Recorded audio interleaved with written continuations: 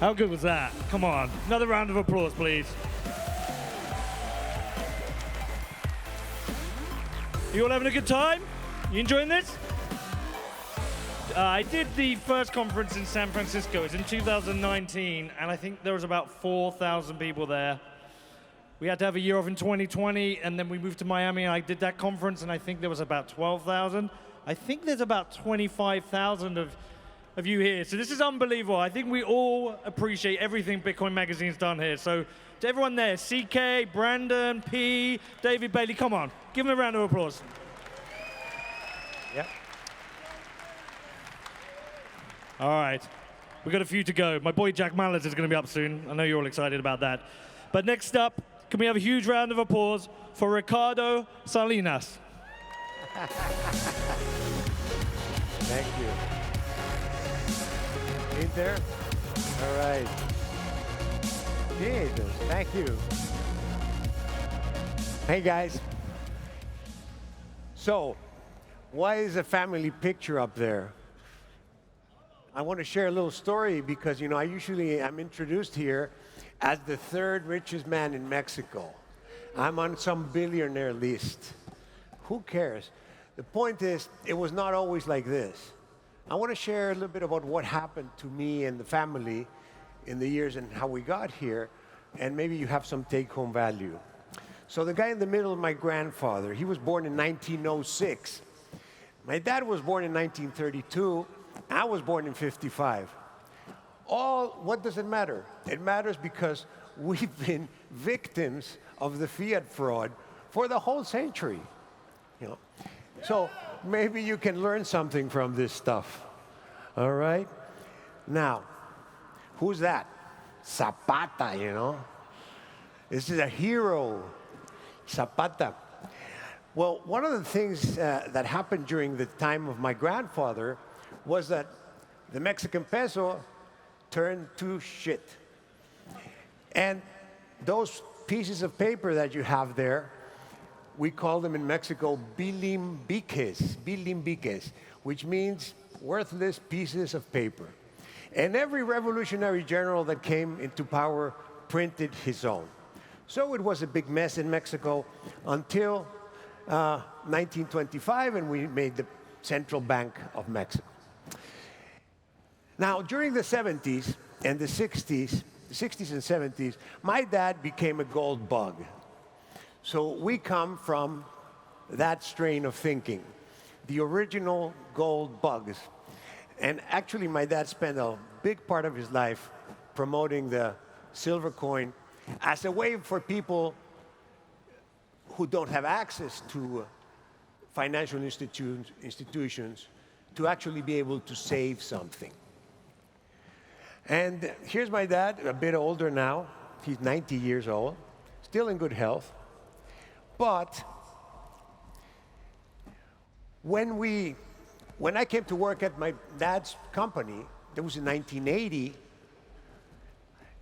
he had been working at that company for 30 years, making radio and television, had the stores. And he had taken out a loan of $9 million to grow the company. What happened was we had a huge devaluation, and the peso went from 24 to almost 3,000 to 1. Of course, our company went broke. We went to Chapter 11, and we had to get rid of a lot of people. I got to work there. But that's me, handsome young guy, eh? I was making $2,000 in 1980, and a few years later, I was making 20 bucks. The same salary was down from 2,000 to 20 bucks.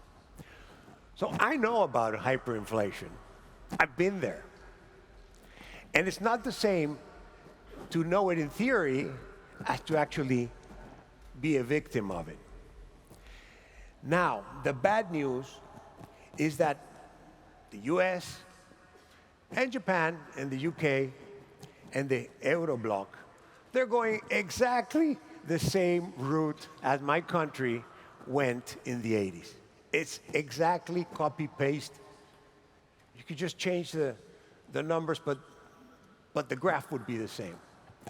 Take debt. See, horrific, 36 trillion, and this is on the books debt, not counting the off the books stuff. The assets of the Federal Reserve, I love this description, you know. So the Federal Reserve has a lot of assets. That must be great, wasn't it? And they're buying bonds. That must be great. Well, actually what they're doing is making fake money out of thin air and loaning it out to create purchasing power. To the tune of, we're now $9 trillion of fake savings made by the Federal Reserve. And this is up from the pandemic times, from 4 trillion up to 9 trillion. But if you go a little bit back to 2005, it was 0.8 trillion. So the creation of fake credit, which equals purchasing power, has been astounding. The problem is because the dollar is the reserve currency of the world, you can't do anything about it. You can't go out of the dollar unless you go to Bitcoin.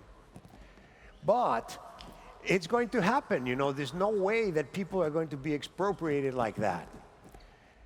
And these are the guys. These are the guys. Eh? And you got to say it, you know, the fat guy there, I know him, he's a Mexican. His name is Carstens, and he runs the Bank for International Settlements. And you know that thing over there on the right side? Christine Lagarde, she runs the Euro Central Bank. And, oh, you know the one on the left here, right? She's your own creation. She ran the Fed before, but now she runs the Treasury. It's the same thing. And this fiat religion it's high-priced, and you can see them right there. And their religion is not tolerant. They hate anybody who's a heretic. There are lots of heretics in this room now. Lots of heretics, and that's good. And you know what the next trick they have up their sleeve, these people? It's called a very nice acronym, CBDC. Central Bank Digital Currency. That's even worse than the dollar. It's much worse than the dollar because if the CBDC is issued, these people will have full control over how you can spend your money. How? For example, smoking is really bad. I like cigars. No. CBDC currency would not be good for a cigar. Of course, partying after 2 a.m., no, forbidden. No money after 2 a.m. Whatever. They think it's a bad idea. They close your capacity to spend your money. Furthermore, they will be tracking 100% of all your spending and what you spent and how you spent it. They're pretty devilish people, eh? And you know, it's not that they are ignorant. These people are very smart and highly educated. And the devil over here on the right side, she was at the IMF before. And there's papers, you can look for them on the IMF website, where they say the way to deal with government debt is through inflation. We will liquefy the debt and get away with paying less. So there you are. But is this the future you want? You are here, $2,000. You're going there, $20 a month of salary. And as I said before, I mean, young people, you can get over it because you always get a good job. You can get another job. You can move. There's always a future for young people. But for older people, people who are looking forward to living from their savings and from their pension money, they're going to be wiped out. And this is very, very unfortunate. Also, the poorest people, the people who don't have assets, don't have home, don't have cars, don't have stocks, they'll just have the money in the pocket. They're going to be wiped out. And it's not nice.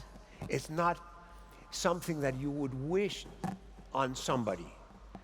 But I can tell you, I have been there and I have done that, and it's going to come. It's not a pretty sight.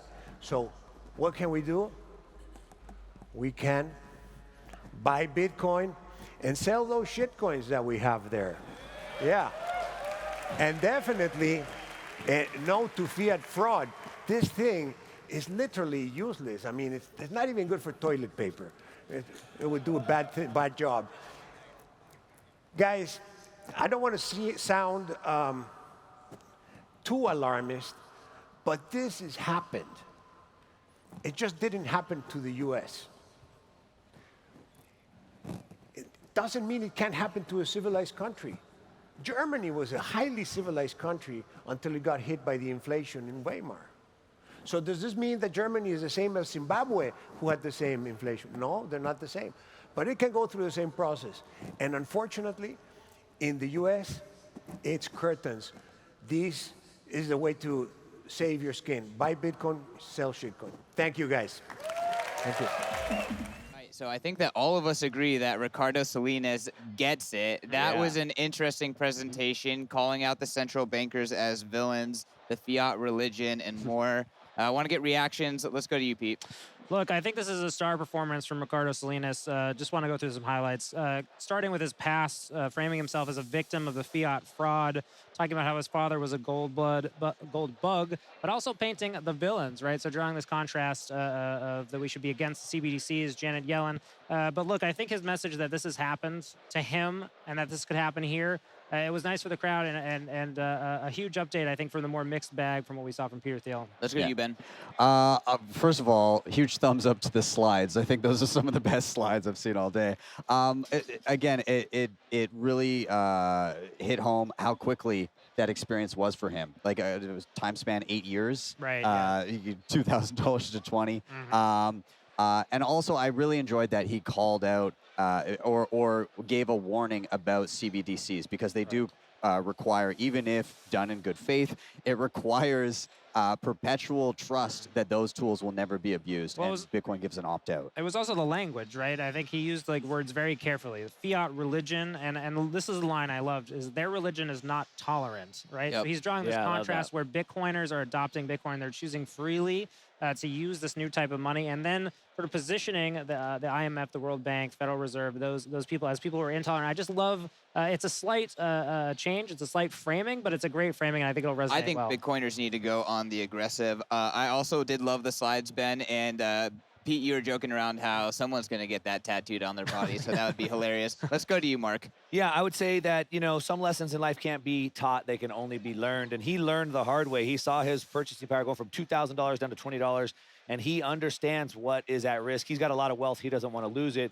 And this is the first time I've seen him speak live, but he gets it like really, really gets it. Yeah, I would just hop on that and say that this, in many ways, this is a debut for Ricardo Salinas. He hasn't really spoken that much to Western audience. Obviously been active on Twitter, but I think it was nice to see someone come in and make a big splash. Because as we were talking about some people earlier today, you know, we've heard a lot from Kathy Wood, Michael Saylor. These are people who we've heard over and over again and maybe priced in their framing, their perspective, whereas Salinas new, bold, and interesting. Ooh, so I thought what was interesting is when we saw Peter Thiel, we were kind of contrasting against Peter Thiel. He framed up also enemies of Bitcoin. Right. But he talked about investors. He talked about Warren Buffett. He talked about Jamie Dimon. He talked about Larry Fink.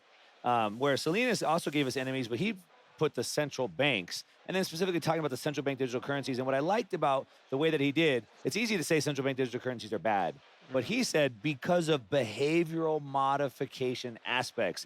He specifically said, you don't want me to smoke cigars anymore? I can't buy cigars. I can't go out after 2 a.m. I can't spend money after 2 a.m.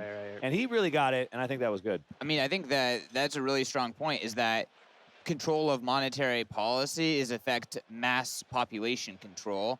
And while central bankers say like, oh no, we won't do this, on the flip side, they all say, oh yes, we do this. We want to stimulate spending. We want to, that is mass population control. Yeah.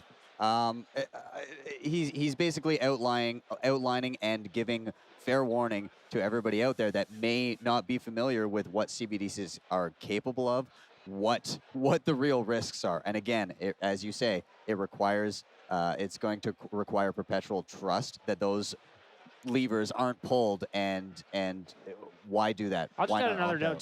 too. We saw the young senator from Mexico on stage earlier today. Samson Mao talking about nation-state Bitcoin adoption, saying that he's going to sit down with the president of Mexico. Having an advocate like this, like Ricardo Salinas, who is a billionaire, he said, I'm on some billionaires list. He kind of wrote it off, but this is a person who's very recognizable. He has a media arm down there, very influential. Yep. I'm just saying, this could be step one to a Saylor type arc, right? Whereas maybe Saylor is sort of at the end of his arc in terms of being able to move Bitcoin forward. So actually, here's my last question. Is Ricardo Salinas priced in? Let's go to you. We got 30 seconds. I would say he is not priced in. He, I believe, owns some of the largest amount of shopping centers. He can accept Bitcoin. He can move the market by adoption. It's not priced in. I say it's bullish. Pete. Yeah, I'd echo that. Look, I think adoption in Latin America and South America has so far kind of come without that big advocate, other than Nayib Bukele, who unfortunately couldn't join us today. But look, I think powerful entrance, powerful stuff, and in contrast to Peter Thiel, who I think delivered a more mixed message. Yeah, I'd echo that. I think his influence within Mexico and the ears of the people that he has is definitely not priced in. Bullish. All right. Bullish Mexico, bullish Ricardo Salinas, bullish Bitcoin. Make sure to subscribe. Make sure to smash that like button. We are going to be back with you guys with the main stage content.